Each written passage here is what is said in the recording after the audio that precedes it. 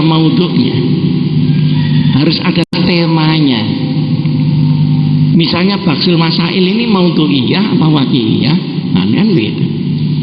Nah mereka kalau masuk di Libya maudhu'nya mesti kediktatoran Gaddafi. Kalau masuk misalnya di Mesir, misalnya masalah ekonomi, masalah apa, masalah.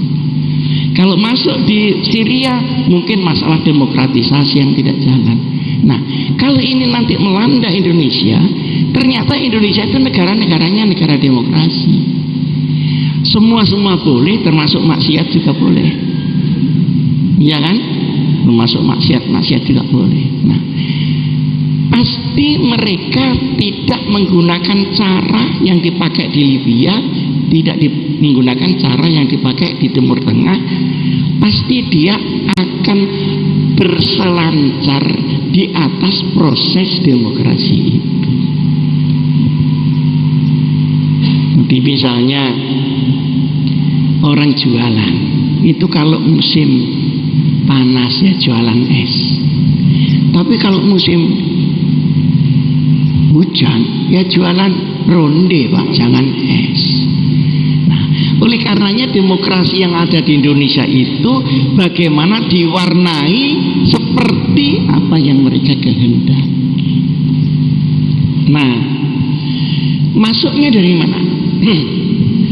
Masuknya pertama, Pak Harto ini kan dianggapnya orang yang berhasil dalam tanda petik menjaga keamanan dan menjaga Pancasila, sehingga semua unsur-unsur yang kira-kira tidak cocok itu nggak bisa masuk waktu zaman Orde Baru, nggak nemen-nemen seperti sekarang.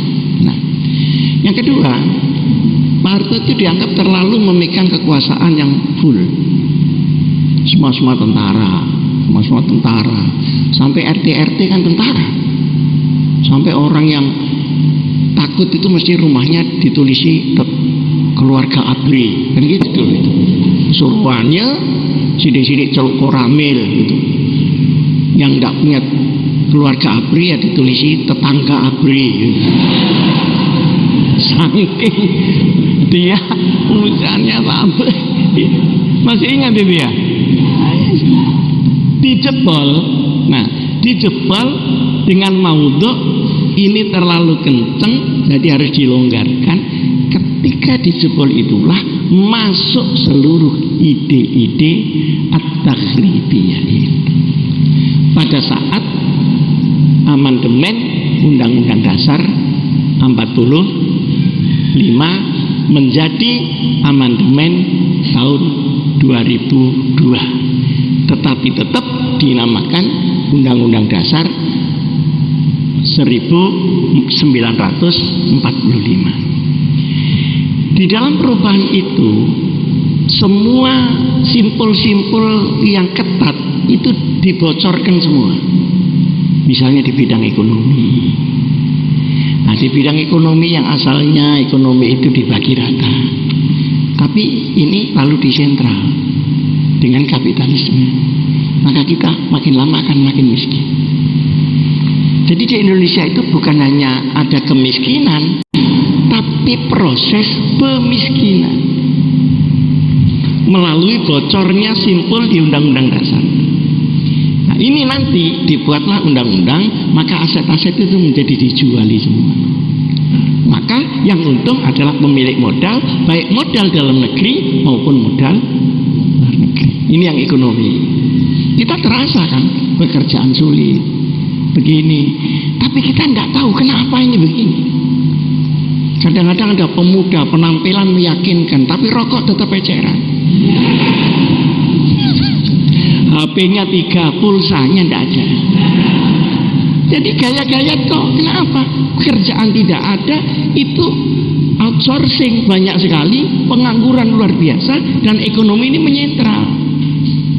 Sehingga dikuasai oleh ekonomi kuat Indonesia plus ekonomi kuat asing, maka seluruh mal-mal menguasai seluruh itu. Yang kedua, politik. Politik ini diliberalkan begitu rupa sehingga pemimpin ini tidak sambung lagi dengan rakyat. Saudara-saudara, sekarang kalau Habib Rizik mengadakan begini, semua datang. Tapi kalau partai gitu ngumpulkan orang, minta uang orang-orang. Lu sangunin tidak lah kau sih. Kenapa? Mereka rakyat itu tahu bahwa mereka bisnis. Loh, saya kok tidak dikasih gitu. Apalagi kalau pilkada, serangan Fajar. Nah, itu. Nah, saya mengingatkan, awas serangan Fajar. Ternyata rakyatnya senang diserang Fajar itu. Loh, Pak, saya mulai kemarin itu menunggu serangan Fajar. Tapi kok tidak diserang-serang saya. Nah, artinya apa? Moral politik udah rusak. Jadi al-amanah was-sidq di sini sudah bongkar di dalam proses politik. Sehingga kalau sampai milih itu tidak bisa nitip apa-apa kepada yang dipilih pun juga tidak pernah ingat siapa yang milih. Dia berada di parlemen, dia juga tidak mewakili siapa-siapa kecuali dirinya sendiri. Maka banyak undang-undang yang dijual, harganya segini. Nah, kenapa saya ngomong ini? Karena ini tempat aturan perundangan yang progresif itu adalah tempat untuk berlindungnya umat ini semua. Nah, kalau undang-undang sini jebol setiap hari, kita ini kan seperti menahan banjir tapi dihilir. Sementara hulunya terus ngirim banjir. Nah, sekarang di bidang pendidikan. Nah, pendidikan itu ada tapi akhlak tidak ada. Belum lagi bicara akhlak Islam, akhlak Pancasila aja enggak. Yang ketuhanan yang Maha Esa ganti keuangan yang Maha Kuasa. Terus kemanusiaan menjadi kekejaman, persatuan menjadi disintegrasi, kerakyatan menjadi elitisme, partai politik semuanya menjadi dinasti. Mana mungkin ada keadilan sosial? Belum lagi kalau kita bicara syariat. Nah, ini semuanya harus dilihat oleh kita. Nah, sekarang di tengah-tengah kerusakan ini, maka masuklah unsur-unsur yang tadi saya sebutkan dari Barat. Pertama, orang-orang Barat yang ingin menguasai ekonomi Indonesia itu juga punya agen-agennya di sini. Orang-orang Barat yang ingin menguasai politik Indonesia juga ada agennya. Orang-orang yang ingin menguasai cara berpikir orang itu juga ada agennya di sini. Orang-orang yang pelan-pelan membuat supaya Indonesia itu disintegrasi, lalu bagaimana supaya Irian Barat itu lepas, itu juga ada combe-combenya di sini yang mengkondisikan itu. Nah, sekarang kita mendirikan Front Pembela Islam. Diam-diam tanpa dipublikasikan, organisasi Indonesia yang paling populer di seluruh dunia adalah Front Pembela Islam. Kenapa? Karena sering Allahu Akbarnya itu. Jadi saya kalau di Amerika yang dipersoalkan itu mesti FPI kok begini begitu. Saya di Eropa itu bagaimana sesungguhnya FPI itu anu gitu, diceketing di GKI itu yang diomongkan. Lalu saya ke Australia, FPI lagi, itu bagaimana FPI? Kok dibiarkan saja begitu sama negara ini. Ya saya jawabi saja begitu. Dia tidak tahu kalau saya termasuk wa ala alihi wa sahbihi. Saya jawab ya, pelan-pelan gitu saya jawab. Nah, jadi nggak ada orang luar negeri nyebut misalnya partai. Kalau NU itu ya disebut karena saya datang. Tapi kalau saya tidak datang ya nggak disebut. Nah, kalau FPI tidak ada Habib Rizik itu disebut terus. Itu. Nah, artinya apa? Basis daripada agama yang akidah syariah ini juga dianggap FPI sebagai benteng yang terakhir. Dia pingin sekali ini jebol.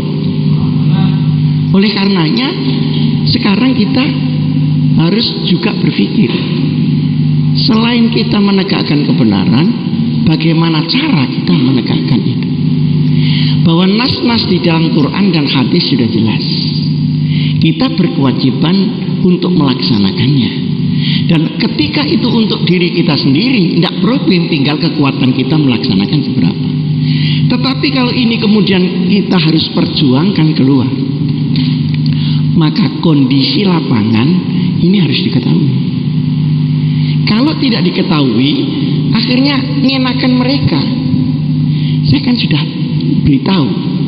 Kenapa saya ini selalu memberitahu, Mas, saudara-saudaraku kaum muslimin, jangan melakukan terorisme, baik secara terbuka maupun tertutup. Saya selalu bilang, kenapa? Menguntungkan mereka, Pak. Kalau tidak ada teror, mereka bikin itu supaya kegelisahan di antara umat Islam itu terjadi. Dan di sini ada yang menjual, Pak. Sana.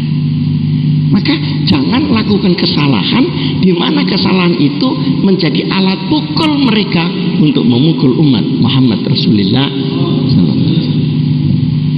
Begitu. Saya waktu ke Sampang, kita nggak suka sama Syiah, sudah terang lah kenapa. Memang Syiah seperti itu. Mungkin orang-orang ahli sunnah yang cocok cuma mut'ahnya saja. Sekalipun tidak cocok, diem-diem juga ada peminat-peminat. Ya, tapi lain-lain nggak suka lah mengenai masalah imamah, masalah ahlul bait dan sebagainya, semua beda. Loh, tapi jangan melakukan hal yang kira-kira itu melanggar hukum sehingga orang-orang combe-combe tadi teriak-teriak dan melaporkan ke luar negeri untuk dipukul kembali negara Indonesia ini. Jadi kalau saya teriak-teriak itu bukan saya membantu Amerika, Pak. Saya tidak ingin bahwa Islam melakukan sesuatu gol bunuh diri sehingga yang untung itu dia, padahal dia tidak nyepak, kita aja nyepak, dapat ya 1-0, kita bunuh diri lagi 2-0. Nah, kalau saya seringkali juga kalau ada konflik gereja datang, itu kan saya lihat ini soal agama, apa soal politik yang diagamakan, apa soal ekonomi yang diagamakan, apa soal kepentingan di belakang itu ada, itu diteliti. Nah, oleh karenanya maka saya menghormati FPI ini pada basis akidah dan syariah ini. Tapi bagaimana cara membawakannya? Ini kita harus mempunyai peralatan-peralatan yang cukup dan luas. Misal saja, ini usul bukan menggurui ya. Di FPI ada tim atau badan yang mengkaji kondisi nasional. Karena begini, Pak, mereka orang-orang dari barat itu selain punya combe, mereka kerjaannya dibagi rapi, Pak. Mana yang akan menggunakan HAM, mana yang akan menyerang Islam, mana yang akan menyerang pemerintah, itu masing-masing rapi gitu. Dan itu saling dipakai. Mana nanti kalau ada kesalahan orang Islam, dia yang mengekspos dan sebagainya. Kalau ada kesalahan orang barat, dia yang siapa yang bagian nutupi, satrul aurah lah itu diatur secara rapi. Nah, ini juga melibatkan kelompok agama. Cuma saya tidak mau menyebut kelompok agama mana. Kelompok agama yang mengkondisikan ruwetnya Indonesia ini. Nah, oleh karenanya perlu ada kajian. Nah, kajian ini tidak usah diekspos. Kajian ini untuk mengkaji bagaimana pengaruh barat di sini, apa saja kerjaan LSM itu dan sebagainya dan sebagainya. Menjual ateisme itu ada LSM-nya sendiri. Yang mengangkat supaya neokomunisme Indonesia itu tampil kembali, itu ada LSM-nya sendiri. Dia bergerak secara rapi. Nah, sementara kita mereaksi ketika mereka sudah ofensif kepada kita. Jadi terlambat gitu. Mestinya kita tidak hanya berada pada taktis operasional, tapi juga strategis konseptual. Oleh karenanya perlu ada kajian ini. Yang kedua, umat Islam yang sekian banyak sekarang ini korat-karit, Pak, yang tadi saya sebutkan. Mestinya kan partai itu mikirkan supaya konun di Indonesia itu mutabaqatun bisyariatil islamiyah. Tapi yang terjadi kan tidak. Nah, kita hanya peka pada masalah-masalah yang langsung syara, tapi tidak peka terhadap masalah muamalah yang membuat rusaknya umat secara tidak langsung, baik masalah ekonomi, keadilan dan sebagainya. Menurut saya FPI perlu mendatangi partai-partai itu, diberitahu, kamu jadi partai maunya apa? Ini mau ada undang-undang begini. Jadi selain ada kajian strategis, itu bisa menjadi pressure dari teman-teman kita supaya teguh di dalam menjalankan syariat pada bidangnya masing-masing. Sekarang ini, Pak, ada 21 undang-undang yang menjual Indonesia itu hasil. Undang-undang tambang tanah air, undang-undang tentang penyewaan lahan, perkebunan, terus kemudian migas. Loh, itu memang tidak langsung bicara akidah dan syariah, tapi bicara muamalah, bagaimana masalah kemakmuran dan keadilan kaum muslimin yang mayoritas di Indonesia pasti akan dimelaratkan dengan undang-undang ini, sekalipun tidak mubasyarah. Saya kira FPI perlu, kalau ada apa-apa, karena kajiannya tadi ada, ini DPR mau begini, kenapa fraksi-fraksi tidak didatangi? Sampai itu partai Islam, ya betul Islam, ini mau ada begini, kira-kira pendapat sampean bagaimana? Jadi kita menjadi munzir, kita menjadi inzar. Fadzakir fa inna dzikra tanfa'ul mu'minin. Kalau itu jadi undang-undang negara, berarti partai Islam pasti terlibat lah tanda tangan. Kalau tidak jadi undang-undang itu. Sekarang lagi mau ada undang-undang yang mengubah undang-undang perkawinan menjadi gaya Nabi Lut, perempuan boleh kawin dengan perempuan, laki-laki boleh kawin dengan laki-laki, tapi masih agak pelan-pelan ini, tidak langsung karena ini berat gitu. Tapi akan sampai ke sana. Loh, kalau perempuan kawin dengan perempuan, saya tidak pernah membayangkan karena saya tidak pernah jadi perempuan. Tapi kalau laki-laki kawin dengan laki-laki, itu mau apa dia? Itu mau kawin apa mau olahraga? Dan itu kan melawan kodrat. Loh, begini ini mau masuk melalui manji, melalui ini. Jadi pertama, saya mohon FPI punya kajian. Yang kedua, FPI ini menjadi munzir kepada sesama komponen Islam sebelum berteriak atas nama Islam keluar. Saya kira kalau partai Islam benar, tidak beginilah Indonesia. Nah, dan partai-partai itu sekarang kenapa begitu transaksional, begitu semuanya harus dihitung dengan uang? Itu satu. Yang kedua, masalah-masalah yang menyangkut masalah kesejahteraan umat, ketidakadilan dan sebagainya, itu juga bicara. Tidak hanya bicara tentang akidah kita, tapi bicara tentang keumatan secara umum. Madadi khairu ummah, yakinlah bahwa umat itu adalah umat Muhammad Rasulullah.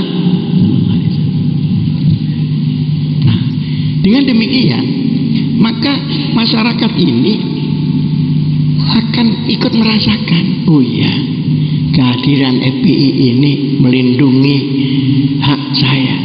Bukan hanya hak akidah saya, bukan ada hak syariah saya, tapi hak amwal saya, hak ailah saya, hak muruah saya, dan sebagainya. Dan dari sinilah akan timbul dukungan-dukungan besar. Jadi bagaimana menseimbangkan antara nahi mungkar dengan amar ma'ruf ini? Dalam tawazun, amar ma'ruf sebelah mana, nahi mungkar sebelah mana, dan nahi mungkar itu dengan cara seperti apa, tidak boleh kalah kualitas dengan orang-orang lain yang mengendarai keadaan dan demokrasi di Indonesia itu. Kenapa saya ingin begitu? Karena yang lain-lain itu sudah ruhul jihadnya sudah menurun terus, Pak. Ada apa-apa itu diem saja, alasannya istiqomah. Jadi Nahdlatul Ulama itu kan bangkit, kok berubah menjadi Sukutul Ulama, itu bagaimana? Sebentar lagi Naumul Ulama. Nah ini umat kita kan menjadi Ashabul Kahfi semua. Nah, yang menjadi sasaran semua itu yang saya ceritakan itu NU sama Muhammadiyah, Pak, karena itu yang mayoritas, NU sama Muhammadiyah. Jadi sasaran, JIL masuknya di situ. Kalau di NU namanya JIL, kalau di Muhammadiyah namanya JIM, Jaringan Intelektual Muda Muhammadiyah. Jadi Muhammadiyah dan NU hari ini menjadi maf'ul bih. Nah, FPI yang mengingatkan itu tidak benar begitu itu. Saya waktu jadi ketua NU saya jaga betul, Pak, jangan sampai robek NU ini. Tapi ya akhirnya dari kiri kanan atas bawah begitu rupa, begitu saya tidak ada, udah semua masuk. Maka kalau sudah semua masuk, umat menjadi disorientasi, umat menjadi tidak punya pegangan, dan umat tidak tahu apa yang harus dia lakukan. Nah inilah hal-hal yang perlu saya sampaikan. Jadi semoga Allah Subhanahu wa ta'ala tetap memelihara Islam itu dari umat Islam, baik yang mayoritas. Kalau mayoritas menjadi Naumul Ulama, ya mudah-mudahan yang minoritas ini bisa tumbuh. Tapi minoritas akan menjadi mayoritas manakala dia melakukan riayatul ummah. Riayatul ummah. Bukti yang paling gres itu pemilu kada di DKI. Itu bukti paling gres sudah. Karena yang mengusung itu partai yang sedang tidak populer. Jeblok akhirnya. Diangkat oleh ulama, diangkat oleh ustadz. Ini masih tidak kuat diangkat. Artinya apa? Artinya bahwa kadang-kadang Jokowi saingan kita itu kelihatannya merakyat. Wallahu a'lam merakyat tidak betul apa tidak. Artinya apa? Rakyat itu sekarang mengeluh, dia sedih karena merasa tidak disapa dan merasa tidak dilindungi. Saya berharap FPI menempati tempat itu. Di samping juga sebagai penegak akidah dan syariah, dan saya kesini memang ingin mendengar pendapat daripada saudara-saudara.